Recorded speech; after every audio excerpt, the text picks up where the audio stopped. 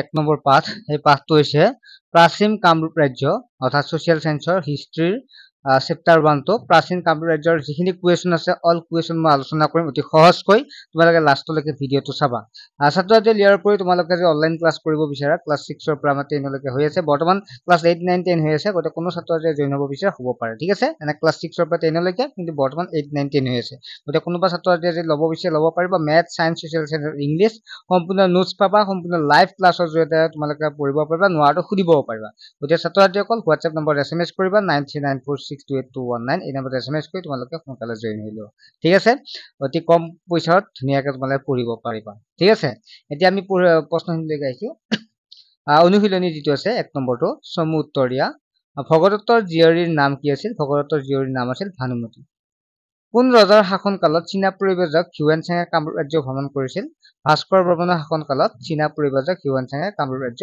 ভ্ৰমণ কৰিছিল কামৰূপৰ ৰাজকুমাৰী অমৃতপ্ৰভাক কোনজন ৰজাই বিয়া কৰাইছিল কামৰূপ ৰাজকুমাৰী অমৃতপ্ৰভাক কাশ্মীৰৰ ৰজা মেঘবাহনে বিয়া কৰাইছিল শালস্তম্ভ বংশৰ শ্ৰেষ্ঠ ৰজাজন কোন আছিল শালস্তম্ভ বংশৰ শ্ৰেষ্ঠ ৰজাজন আছিল শ্ৰীহৰ্ষ কোনজন ৰজাই কামৰূপত হোৱা বক্তিয়াৰ খিলিজীৰ আক্ৰমণ প্ৰতিহত কৰিছিল পৃথ্বীৰজাই কামৰূপত হোৱা বক্তিয়াৰ খিলিজীৰ আক্ৰমণ প্ৰতিহত কৰিছিল নেক্সট হৈছে শুদ্ধ উত্তৰ বাছি উলিওৱা বৰ্মন বংশৰ পুষ্য বৰ্মন ভাস্কৰ বৰ্মনে স্থাপন কৰিছিল বৰ্মন বংশ পুষ্য বৰ্মনে স্থাপন কৰিছিল শ্ৰীউকি কৌটিল্য হিউৱেনচাঙৰ গ্ৰন্থ আছিল শ্ৰীউকি কৌটিল্যৰ গ্ৰন্থ আছিল কুমাৰ ভাস্কৰ বৰ্মনৰ ৰাজত্ব কালৰ পৰাই সূচনা হোৱা যুগটো হ'ল শকাব্দ নে ভাস্কৰাব্দ এনসাৰ হ'ব ভাস্কৰাব্দ ইতিমধ্যে আমি লাইভ ক্লাছত বুজাই দিছো তোমালোকে যিসকল লাইভত আছে গমে পোৱা আমি ধুনীয়াকৈ বুজাই দিছো তোমালোকে জয়েন হৈ লোৱা অনলাইন ক্লাছত আৰু চেনেলটো সাবস্ক্ৰাইব কৰি ৰাখিবা ঠিক আছে তেতিয়া তোমালোকে সকলোবিলাক পাই যাবা প্ৰাচীন কামৰূপ ৰাজ্যৰ ৰাজতান্ত্ৰিক নে গণতান্ত্ৰিক শাসন ব্যৱস্থা আছিল তেতিয়া তোমালোকে লিখিবা প্ৰাচীন কামৰূপ ৰাজ্য কামৰূপত ৰাজতান্ত্ৰিক শাসন ব্যৱস্থা প্ৰচলন আছিল খালী ঠাই পূৰ কৰা প্ৰাচীন কামৰূপ ৰাজ্যৰ প্ৰধান জীৱিকা কি আছিল কৃষি আছিল কৃষি হৈছে প্ৰাচীন কামৰূপ ৰাজ্যৰ প্ৰধান জীৱিকা বৰ্মন বংশৰ প্ৰতিষ্ঠাপক আছিল ভাস্কৰ বৰ্মন আছিল বৰ্মন বংশৰ প্ৰতিষ্ঠা পাল বংশৰ শ্ৰেষ্ঠ ৰজাজন আছিল ৰত্নপাল কামৰূপ ৰাজ্যৰ ৰজাই পৰমভট্টৰক মহাৰজাধিৰাজ পৰমেশ্বৰ ৰত্নপাল উপাধি গ্ৰহণ কৰিছিল নেক্সট হ'ল দেশত লিখিবা দেশ কামৰূপ ৰাজ্যৰ আয়ৰ প্ৰধান উৎস আছিল সেইটো হ'ব শক্তি পূজা কামৰূপ ৰাজ্যৰ আয়ৰ প্ৰধান আছিল চমু টকা লিখা প্ৰথমটো আছে ভাস্কৰ বৰ্মন এনসাৰ হ'ব ভাস্কৰ বৰ্মনে এক দীঘলীয়া সময় কামৰূপত শাসন কৰিছিল ভাস্কৰ বৰ্মন আছিল বৰ্মন বংশৰ শ্ৰেষ্ঠ ৰজা উল্লেখযোগ্য যে ভাস্কৰ বৰ্মন অবিবাহিত আছিল আৰু তেওঁ কুমাৰ ৰজা বুলিও জনা গৈছিল 596 খ্ৰীষ্টাব্দত ভাস্কৰ বৰ্মন সিংহাসনত আৰোহণৰ পৰা এক নতুন যুগৰ সূচনা হৈছিল এই যুগটোকে ভাস্কৰাব্দ বা কামৰূপী চন বোলা হৈছিল ভাস্কৰ বৰ্মনৰ ৰাজত্বকালত চীনা পৰিব্ৰাজক হিউৱেনচাঙে কামৰূপ ৰাজ্য ভ্ৰমণ কৰিছিল নেক্সট হ'ল প্ৰাচীন কামৰূপ শিক্ষা ব্যৱস্থা প্ৰাচীন কামৰূপত প্ৰধানকৈ গুৰুগৃহ সংস্কৃত টোলসমূহ আৰু গ্ৰাম্য পাঠশালাসমূহত শিক্ষা দিয়া হৈছিল কামৰূপৰ শাসকসকলে শিক্ষাৰ প্ৰসাৰতাৰ ক্ষেত্ৰত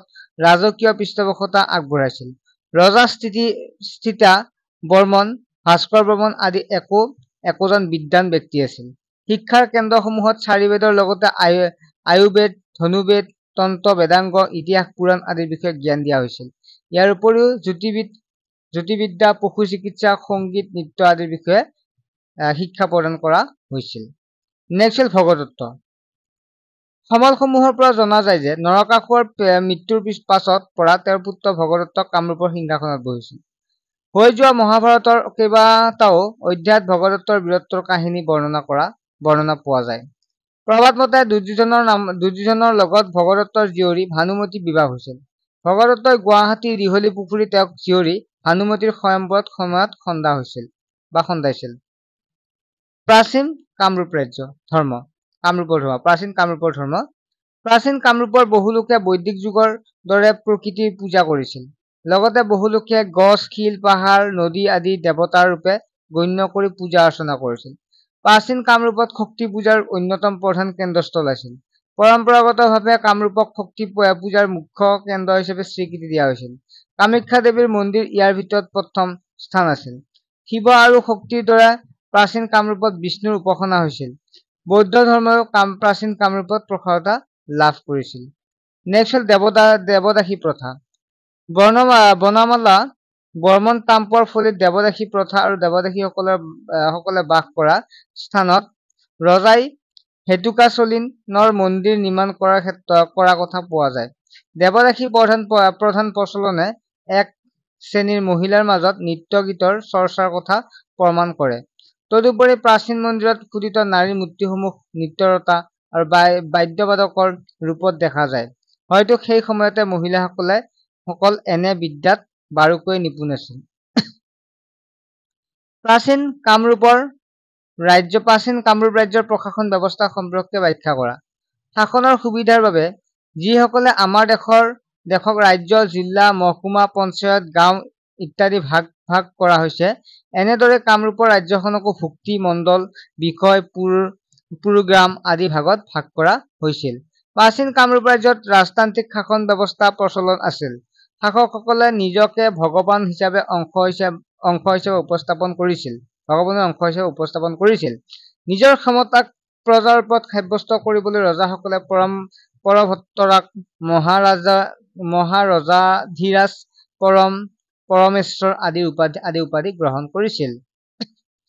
কামৰূপৰ প্ৰশাসনিক ব্যৱস্থাত মন্ত্ৰী পৰিষদৰ বিশেষ ভূমিকা আছিল। মন্ত্ৰী আৰু উচ্চপদস্থ ৰাজবিষয়াসকলক অমাত্যাই, সচিব, মন্ত্ৰী, মহাপ্ৰতিহাৰী আদি নামে জনা গৈছিল। সেনাবাহিনীৰ মুৰব্বীজনক সেনাধ্যক্ষ আৰু তেওঁৰ তলতীয়া বিষয়াসকলক সেনাপতি, নায়ক, ৰণক আদি নামেৰে নামকৰণ কৰা হৈছিল। কামৰূপৰ সৈন্যবাহিনী অশ্বাৰোহী, নৌবাহিনী, হস্তী বাহিনী আৰু পদাতিক সৈন্যৰে সুসজ্জিত আছিল। কামৰূপৰ সেনাবাহিনী যুদ্ধৰ ক্ষেত্ৰত পাৰদৰ্শিতা প্ৰদৰ্শন কৰিবলৈ সক্ষম হৈছিল। মিনহাজ চিৰাজে কামৰূপ চিপাহীসকলৰ বিচক্ষণ যুঁজাৰু আছিল বুলি অভিহিত কৰিছে। প্ৰতিৰক্ষাৰ বাবে দুৰ্গ নিৰ্মাণ কৰা হৈছিল। কামৰূপৰ সৈন্যবাহিনীত অশ্বাৰোহী, নৌবাহিনী, হস্তী বাহিনী আৰু পদাতিক সৈন্যৰে সুসজ্জিত আছিল। নেক্সট হ'ল প্ৰাচীন কামৰূপৰ বিষয়ে জানিবলৈ শিলালিপিসমূহে কিদৰে সহায় কৰে বৰ্ণনা কৰা। প্ৰাচীন কামৰূপ ৰাজ্য সিঁচৰিত হৈ থকা শিলালিপি, ত্ৰামলিপি, স্তম্ভলিপি, বিভিন্ন মঠ মন্দিৰৰ দেৱালয়, ভগ্নাৱশেষ, শিলৰ ভাস্কৰ্যৰ পৰা কামৰূপৰ ৰাজ্যৰ ইতিহাস সম্পৰ্কে অধ্যয়ন কৰিব পৰা যায়। এই সমলসমূহৰ পৰা অনুমান কৰিব পাৰি যে প্ৰাচীন কামৰূপৰ ভাৰতবৰ্ষৰ এখন সমৃদ্ধশালী ৰাজ্য আছিল। শিলালিপিসমূহৰ পৰা প্ৰাচীন কামৰূপৰ ৰজাসকলৰ লগতে ৰাজ্যৰ শাসন ব্যৱস্থা, ভূমি ৰাজহ ব্যৱস্থা, সমাজ ব্যৱস্থা, অৰ্থনৈতিক অৱস্থা, ভাষা সাহিত্য আৰু শিক্ষা ব্যৱস্থা তথা ধৰ্মীয় পৰম্পৰাৰ বিষয়ে জানিব পৰা যায়। ছাত্ৰ-ছাত্ৰীসকল নিশ্চয় তোমালোকে গম পালা। কুৱেশ্যন আনচাৰ তোমালোকে ধুনীয়াকৈ লিখি ল'বা আৰু অনলাইন ক্লাছত জইন হৈ ল'বা, তেতিয়াহ'লে তোমালোকে আটাইখিনি কুৱেশ্যন আনচাৰ তোমালোকে পাই থাকিবা। ঠিক আছে, আৰু চেনেলটো ছাবস্ক্ৰাইব কৰি ৰাখিবা। নেক্সট এটা ভিডিঅ'ত লগ পাম। ঠিক আছে, বাই। ঘৰত থাকি সৰু ল'ৰা ছোৱালীক যদি ঘৰতে অনলাইনত ক্লাছ কৰিব বিচাৰিছে 99 টকা, তেতিয়াহ'লে ভাইটিয়ে খুব ধুনীয়া এটা পদক্ষেপ হাতত লৈছে।